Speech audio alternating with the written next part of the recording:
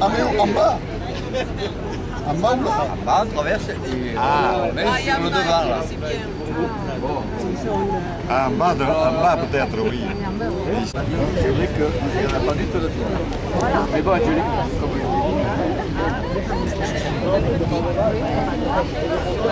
Génération des années 90.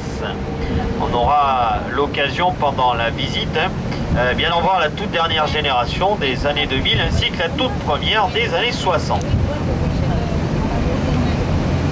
Toujours sur notre droite, on aperçoit à présent ce remorqueur civil de haute mer, très connu dans le milieu maritime, très connu tout court d'ailleurs. C'est le mythique Abeille Flandre, surnommé également le capitaine Courage, du assez nombreux sauvetages à l'époque dans le rail d'Ouessant. Alors l'Abeille Flandre est civile, je vous le disais, on aperçoit portant des bandes bleu, blanc, rouge sur sa coque. Eh bien tout simplement car ce navire est affrété par l'État dans le cadre du plan Polmar pour la lutte anti-pollution maritime. Alors c'est le seul porte-avions nucléaire en Europe, c'est le 11e plus gros au monde. Alors, la liste n'est pas bien compliquée, les Américains en ont 10 plus gros que le nôtre, et nous sommes les 11e juste après. À des dimensions honorables, 261 mètres de long, 64 mètres de large, un pont d'envol de 12 000 mètres carrés. En 12 000 mètres carrés, pour vous donner une idée, ça correspond quasiment à 3 stades de rugby. Pont d'envol qui dispose de 2 pistes d'envol, chacune de ces pistes qui dispose elle-même d'une catapulte à vapeur. Alors les catapultes, pour faire simple, eh bien, ce sont des espèces de gros lance-pierres qui vont projeter les avions de chasse pour les aider au décollage. Alors quand je dis aider, c'est un doux euphémisme, ces catapultes feront passer les avions de la vitesse de 0 à 285 km/h en moins de temps. Ce sont les avions de chasse de l'aéronavale, divers hélicoptères ainsi que 2 avions américains Hawkeyes, l'œil du faucon en français, qui sont des avions de veille aérienne.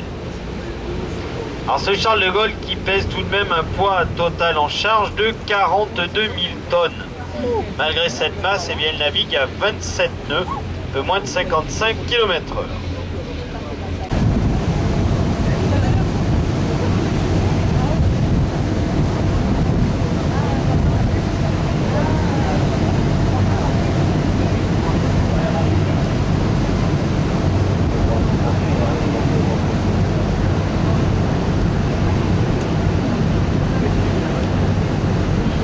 Alors sur notre droite, on aperçoit un autre remorqueur, un noir avec un liseré orange cette fois-ci, alors tout à l'heure en début de visite. Alors quand je dis petite barge, comprenons-nous, elle mesure 60 mètres de long. Ça représente 3 catamarans comme le nôtre quand même. Petite bien sûr par rapport au navire qui les transporte. On est pétrolier et civil celui-là, qui est venu donc ravitailler la zone militaire. Celui-ci bien sûr de la marine marchande sous pavillon espagnol. Passons à gauche de l'appontement 2 avec ici une frégate de combat, la D643, le Jean de Vienne. C'est une frégate anti-sous-marine.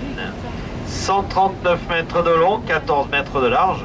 Frégate qui navigue à l'incroyable vitesse de 35 nœuds, quasiment 70 km/h. Alors pour chasser les sous-marins, eh bien, il faut un sonar. On l'aperçoit tout à l'arrière de la frégate. C'est ce petit appareil blanc avec sa queue en forme de Y. Hélicoptère Lynx. Alors le Lynx conçu lui aussi pour la lutte anti-sous-marine, capable de larguer des torpilles sous parachute dès le sous-marin repéré par la frégate. Alors on en a une deuxième à gauche de l'appontement 3 avec ici la D641, le duplex. Alors si on regarde sur l'avant du duplex, au-dessus de l'immatriculation D641, on aperçoit un canon sur tourelle, canon de 100 mm, cadencé à 80 coups minutes pour la lutte anti-aérienne. Alors une frégate anti-sous-marine, eh bien on en a une troisième encore à droite de l'appontement 4 avec la D642 Montcalm. Alors on aperçoit bien sur l'arrière le sonar également, de couleur blanche, comme celui qu'on a vu tout à l'heure. Alors sur celle-là, on aperçoit également un peu l'armement. Alors si on regarde à l'arrière de la frégate, on aperçoit la plateforme d'envol. Alors c'est un radar d'armement qui est couplé à bord du navire à 12 rampes de missiles Tartare. missile de conception américaine hein, pour la lutte anti-aérienne. Alors le couplage entre les missiles et ce radar eh bien, qui permet d'automatiser la défense de la frégate. Et lorsque le système est armé, sur notre droite perpendiculaire à nous, hein, alors dans l'axe de cette bouée jaune et noire, vous la voyez dans l'eau, hein, tout au fond à terre, alors là attention, hein, ça fait un choc dans une vie, je préfère vous prévenir, un joyau d'architecture provençale bien sûr, toute bleue, toute carrée, la magnifique mairie de la Seine-sur-Mer. Elle est belle, hein, non? Alors, il prenait naissance au Pont Eiffel, à la place de ces parcs, hein, qui ont été reconvertis. Il se terminait sur notre avant-droite, les chantiers, avec ces bâtiments de couleur ocre. Alors, il faut avoir un peu d'imagination, c'est vrai qu'il n'en reste plus rien, mais à l'époque, hein, ici, il y avait de nombreuses grues immenses, hein, tout un tas de navires sur cale. Alors, c'était une véritable fourmilière, hein, puisque ces chantiers Nord-Med, hein, le groupement Nord-Méditerranée, propriétaire donc des chantiers navals de la Seine-sur-Mer, mais également ceux de la Ciotat et ceux de Dunkerque, tous les trois malheureusement fermés de nos jours. À 340 mètres de long, et ça fait la longueur du quai pour vous donner une idée. Alors on les comparera tout à l'heure avec d'autres navires, vous allez voir, hein, c'est quand même très impressionnant. Alors c'est également là que moi-même et mon collègue Amaron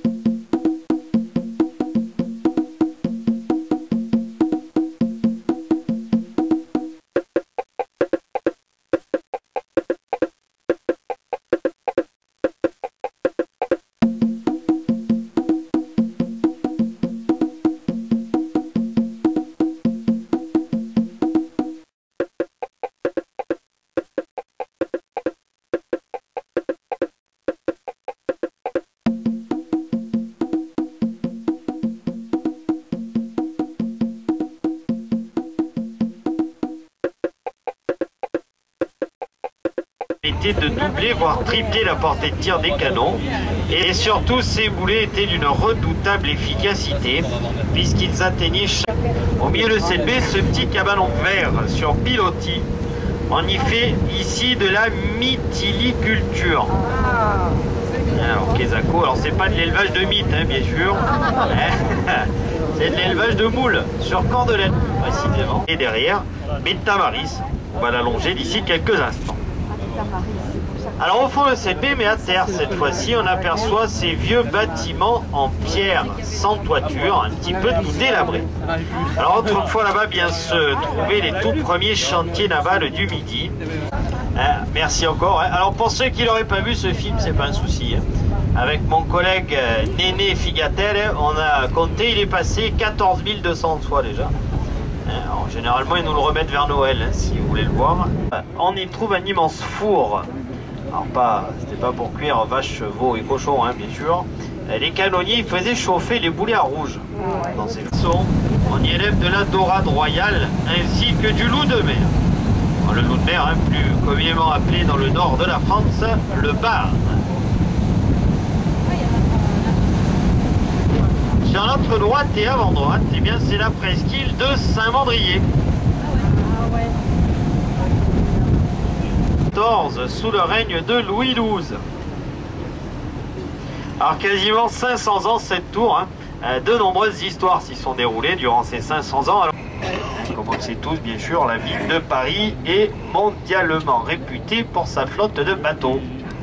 Et ouais, bateaux-mouches, c'est pas pareil. Alors c'est un peu comme si on faisait le musée du ski à Porquerolles. Cette sphère qui a été pensée et construite par le célèbre professeur et savant suisse. On va le repasser un instant sur bâbord, sur notre côté gauche.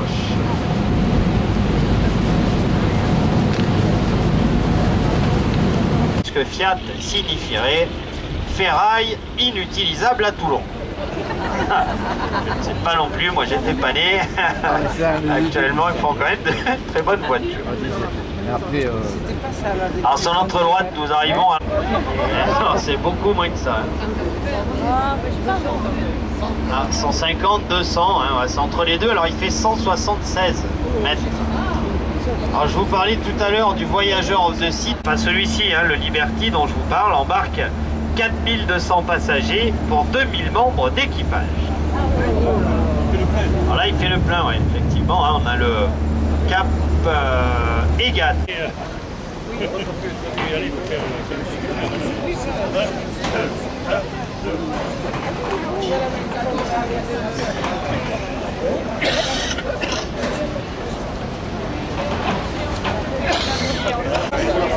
Il y a des chats là-bas.